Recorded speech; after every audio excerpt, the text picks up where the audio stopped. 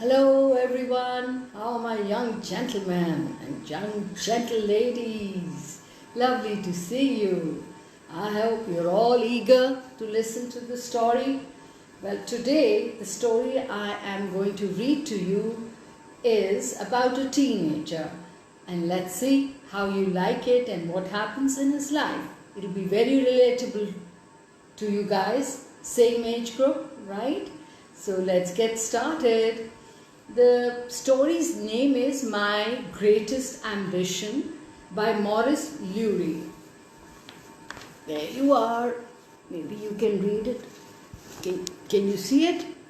No. Okay. I guess you couldn't. I'm sorry. Okay, so let's begin. My Greatest Ambition by Maurice Lurie.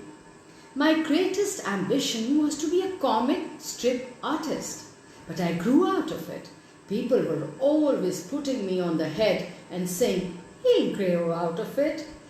They didn't know what they were talking about. Had any of them ever read a comic? Studied one? Drawn one? Australia is no place for comics, they said, and I had to lock myself up in the dining room to get some peace. My mother thought I was studying in there. Thank you. I was the only person in my class, probably in the whole school, who wanted to be a comic strip artist. They were all dreamers. There they sat, the astronomer, the nuclear physicist, the business tycoon on the stock exchange. This is what his class fellows and peers wanted to become. So he calls them dreamers. And 2 mathematicians, 3 farmers, countless chemists, a handful of doctors, all aged 13 and all with their heads in the clouds. Dreamers, idle speculators, a generation of hopeless romantics. It was a Friday night, I recall, when I put the finishing touches to my first full-length, inked-in, original 6-page comic strip. I didn't have... Okay. Could you send me your name, whoever is watching? Okay. I didn't have the faintest idea what to do with it. Actually, doing anything with it had not ever entered my mind. Doing it was enough. Over the weekend, I read it through 60 or 70 times, analyzed it, studied it, stared at it, finally pronounced it not too bad, and then put it up on the top of my wardrobe where my father kept his hats. And that would have been the end of it. Only the next day I happened to mention to Michael Lazarus, who sat next to me at school, that I had drawn a comic strip, and he happened to mention to me that there was a magazine in Melbourne I could send it to. We were both thrown out of their class for doing too much mentioning out loud. I'm sure you can all relate to these things. And kept in after school, detained, to write 58 letter words and the meanings in sentences, a common disciplinary action at that time. Yes, who's this? Hello, Marvish. You're welcome.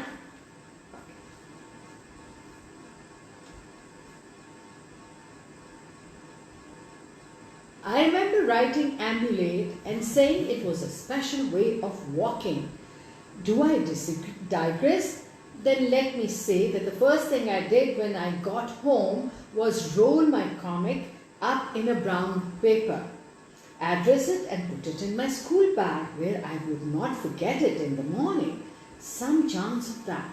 Lazarus had introduced an entirely new idea into my head. Publication. I could hardly sleep all night. He's excited. One of the things that kept me tossing and turning was the magazine. I was sending my comic to Boy magazine. I'd never bought one in my life. because it had the sneaky policy of printing stories with only one illustration at the top of the page to get you interested. Stories. The school library was full of them, and what a bore they were. Did I want my comic to appear in a magazine which printed stories where it would be read by the sort of people who were always taking books out of the library and sitting under trees and wearing glasses and squinting and turning pages with licked fingers? An awful prospect. At 2 o'clock in the morning, I decided no, I didn't know. And at 3 I did, and at 4 it was no again. Who is this? Yes, Margaret? Okay. But the last thing, no. Where was I? I'm sorry. Okay, an awful prospect. And at 4 it was no again. But the last thing I saw before I finally fell asleep was Lazarus' face, and he was saying, publication, and that decided. Away it went. Now let me properly introduce my father, a great scoffer.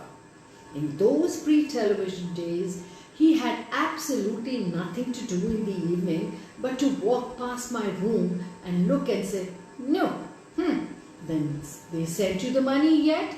50 times a night at least. And when the letter came from Boy magazine, did he change his tune? Not one bit. I don't see a check, he said. Of course there's no check, I said. How can there be? We haven't even discussed it yet. Maybe I'll decide not to sell it to them, which I will if the price is not right. Show me again the letter, my father said. Listen, we are very interested in your comic and would like you to phone Miss Gordon to make an appointment to see the editor. An appointment, that means they don't want it. If they wanted it, believe me, there would be a check. It serves no purpose to put down the rest of this pointless conversation, which included such lines as, how many comics have you sold in your life? Who paid for the paper, the ink, other than to say that I made the phone call to Miss Gordon from a public phone and not from home. I wasn't going to have my father listening to every word. My voice, when I was 13 and standing on tiptoe and talking into a public phone. You're familiar with public phones, right? The red boxes? Yes. Was I, must admit, unnecessarily loud, but Miss Gordon did not say anything about it. And what day will be most convenient for you, Mr. Newry? She asked. Oh, any day at all, I shouted. Any day will suit me fine. A week from Thursday then? She asked. Perfect, I yelled, trying to get a piece of paper and a pencil out of my trouser pocket to write it down. And at the same time, listening like mad in case Miss Gordon said something else. And she did. 10 o'clock, I'll be there, I shouted and hung up with a crash. It had not occurred to me to mention to Miss Gordon that I was 13 and at school and would have to take a day off to come and see the editor. I didn't think these things were relevant to our business. But my mother did. A day missed from school could never be caught up. That was her attitude. My father's attitude, you know. A check or not a check. Was I rich or was I fool? No, that's wrong. Was I a poor fool or a rich fool? Yes, that's better. But my problem was something else. What to wear? My school suit was out of the question because I wore it every day and I was sick of it. And it just wasn't right for a business appointment. Anyway, it had ink stains around the pocket where my fountain pen had leaked, and the seat of the trousers shone like a piece of tin. So, it was a worn-out suit. And my good suit was a year old and too short in the leg. I tried it on in front of the mirror, just to make sure, and I was right. It was ludicrous. My father offered to lend me one of his suits. He had not bought a new suit since 1934. There was enough material in the labels alone to make 3 suits and have enough left over for a couple of caps. Not only that, but my father was shorter than me and twice the weight. So I thanked him and said that I had decided to wear my good suit after all. I would wear dark socks and the shortness of trousers would hardly be noticed. Also, I would wear my eye-dazzling pure silk corn yellow tie, which with the proper Windsor knot would so ruthlessly rivet attention that no one would even look to see if I was wearing shoes. A prince, my father said. Now, as the day of my appointment drew nearer, a great question had to be answered, a momentous decision made, for my father had been right. If all they wanted to do was to buy my comic, they would have sent a check. So there was something else. A full-time career as a comic strip artist on the permanent staff of Boy magazine. It had to be that. But that would mean giving up school, and I was prepared to do that. Yes, I said with great calmness and great authority to my face in the bathroom mirror. Yes! There were 3 days to go. Then there occurred one of those things that must happen every day in the world of big business. But when you're 13, it knocks you for a loop. Boy magazine sent me a telegram. It was the first telegram I had ever received in my life, and about the third that had ever come to our house. My mother opened it straight away. She told everyone in our street about it. She phoned uncles, aunts, sisters, brothers, and finally when I came home from school, she told me. I was furious. I shouted, I told you never under any circumstances to open my mail. But a telegram, my mother said. A telegram is mail, Ma, I said, and mail is a personal, private thing. Where is it? My mother had folded it 4 times and put it in a purse, and a purse in a bag, and a bag in a wardrobe which she had locked. She stood by my side and watched me while I read it. No, she said, it's nothing, I said, and it wasn't. Miss Gordon had suddenly discovered that the disc editor was going to be out of town on my appointment day, and would I kindly phone and make another appointment? I did, standing on tiptoe and shouting as before.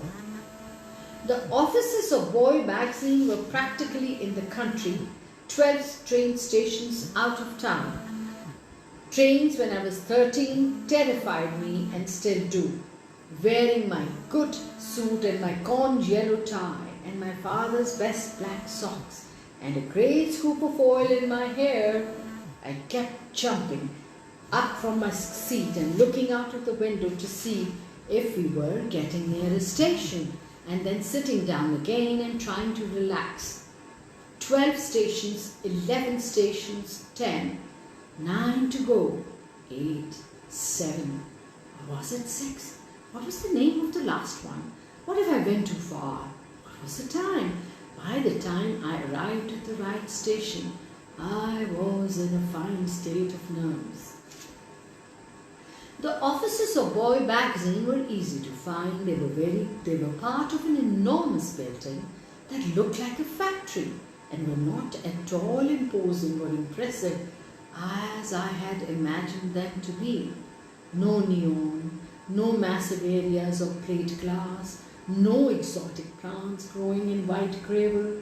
I had a picture of myself walking to work every morning through a garden of exotic plants growing in white gravel, cacti, ferns, pushing open a massive glass door under a neon sign and smiling at a receptionist with a pipe in my mouth. I pushed open an ordinary door and stepped into an ordinary foyer and told an ordinary lady sitting at the ordinary desk who I was. And she said, I have an appointment to see the editor of Boy magazine. I said, oh, she said, at 10 o'clock. I said, I think I'm early. It was 9:30. Just 1 minute, she said, and picked up a telephone. While she was talking, I looked around the foyer, in which there was nothing to look at but I don't like eavesdropping on people talking on the phone. Then she put down the phone and said to me, "Won't be long. Would you like to take a seat?" For some reason that caught me unawares, and I flashed her a blinding smile like this and kept standing there, wondering what was going to happen next. And then I realized what she had said, and I smiled again and turned around and bumped into a chair and sat down and crossed my legs and looked around, and then remembered the shortness of my trousers and quickly uncrossed my legs and sat perfectly straight and still, except for looking at my watch 10 times in the next 30 seconds. I don't know how long I sat there. It was either 5 minutes or an hour. It's hard to say. The lady at the desk did not seem to have anything to do, and I did not like looking at her. But from time to time our eyes met, and I would smile, or was that smile stretched across my face from the second I came in. I used to do things like that when I was 13. Finally, a door opened and another lady appeared. She seemed, for some reason, quite surprised when she saw me sitting there, as though I had 3 eyes or was wearing a red suit. But I must say this for her.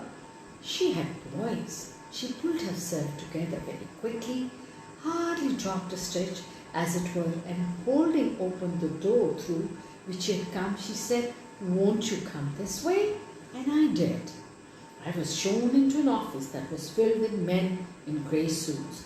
Actually, only 3 of them, but they all stood up when I came in, and the effect was overpowering.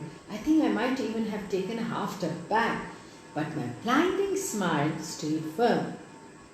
The only name I remember is Randall, and maybe I have that wrong. There was a lot of handshaking and smiling and saying of names. And when all that was done, no one seemed to know what to do. We just stood there, all uncomfortably smiling. Finally, the man, yes? Excuse me, maybe Mavish, which school, which branch? Finally, the man, whose name might have been Randall, said, "Oh, please, please sit down," and everyone did. "Well, Mr. Randall," said, "you are a young man to be drawing comics, I must say." "I have been interested in comics all my life," I said.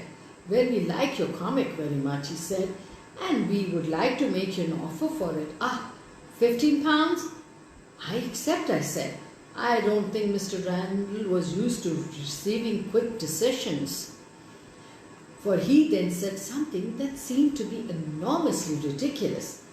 "That's £2.10 a page," he said, and looked at me with his eyes wide open and one eyebrow higher than the other. "Yes, that's right," I says. 6 2.5s are 15 exactly." That made his eyes open even wider, and suddenly shut them all together and looked down at the floor. One of the other men coughed. No one seemed to know what to do. I leaned back in my chair and crossed my legs and just gently smiled at everyone. I knew what was coming, a job. I knew what I was going to say then too.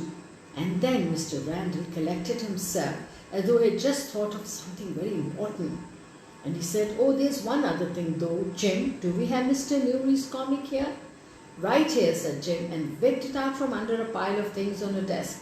"Some of the spelling," Mr. Randall said. "Oh," I said. "Well, yes, there are certain things," he said, turning over the pages of my comic. "Not big mistakes, but here, see, you spelt it as Jungale, which is not our common usage." "You're absolutely right," I said, flashing out my fountain pen, all ready to make the correction. "Oh, no," said Mr. Randall. "Don't you worry about it. We will make the corrections if you prove, that is." "Of course," I said. "Well, I'll post you your check for £15, he said, "in the mail." He added rather lamely, it seemed to me. "Oh, there's no great hurry about that," I said. "Any old time at all will do." "Yes," he said. Then he fell into another of those silences with which disappointment seemed to be plagued. Mr. Randall scratched his neck. A truck just outside the window started with a roar and began to whine and grind. It's reversing, I thought. My face felt stiff from smiling. Excuse me, but somehow I could not let go of my smile.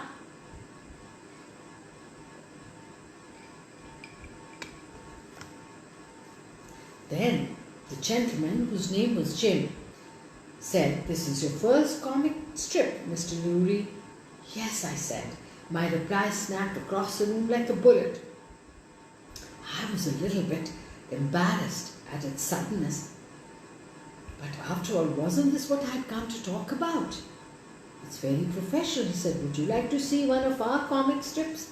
"Certainly," I said. He reached down behind the desk and brought out one page of comic they were running at the moment. I had seen it in the shop when I'd gone to check out Boy Magazine's address, The Adventures of Ned Kelly. Now, Ned Kelly is all right, but what I like about comics is that they create a world of their own. Like, say, Dick Tracy, a totally fictitious environment which any clear-thinking person knows doesn't really exist. And Ned Kelly, well, that was real. It really happened. It wasn't a comic true.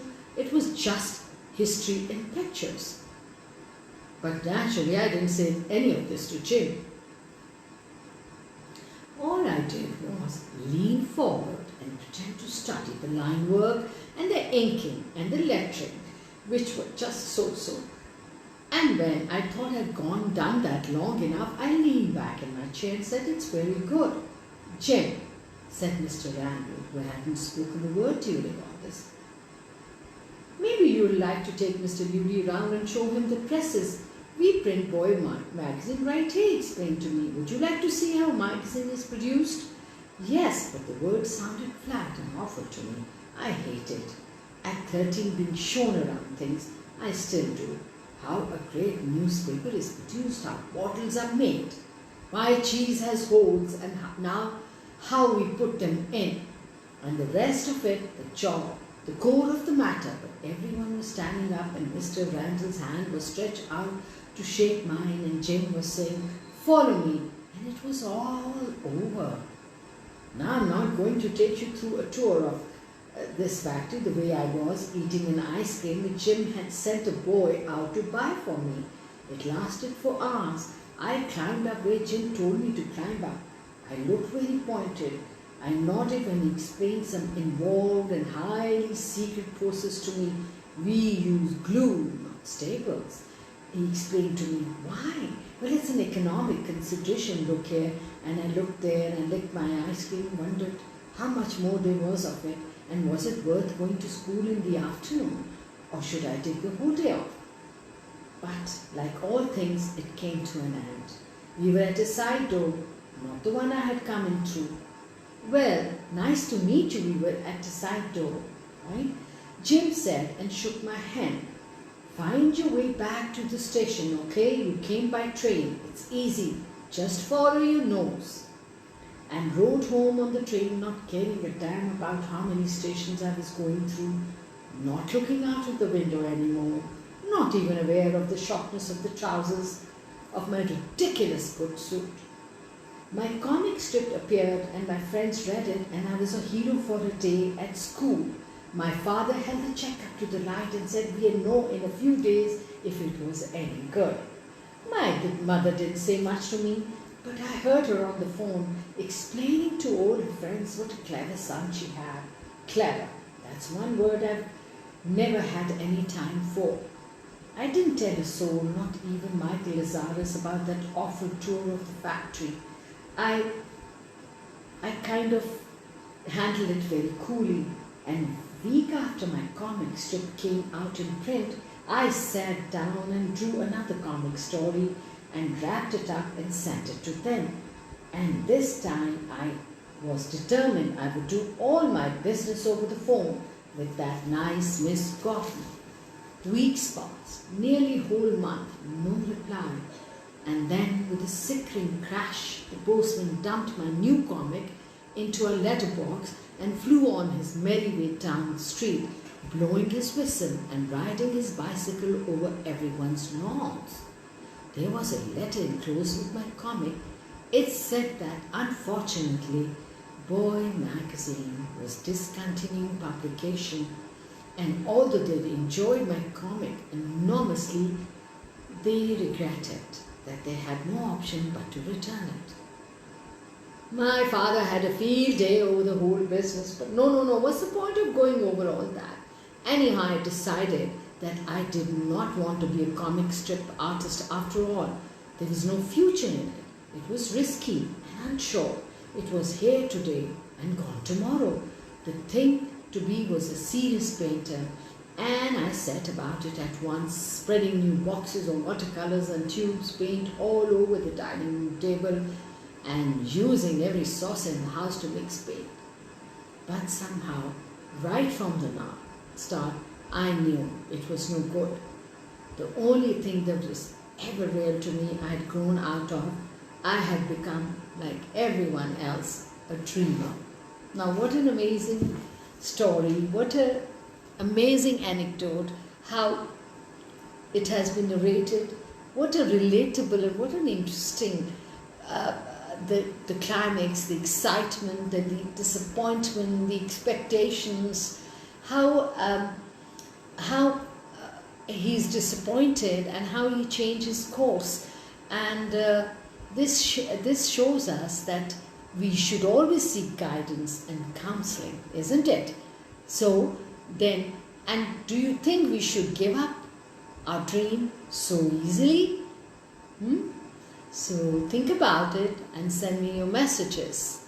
Lovely sharing the story with you. I hope you guys enjoyed the story. Thank you so much for being with me. Lovely to see you all. Bye-bye. Thank you.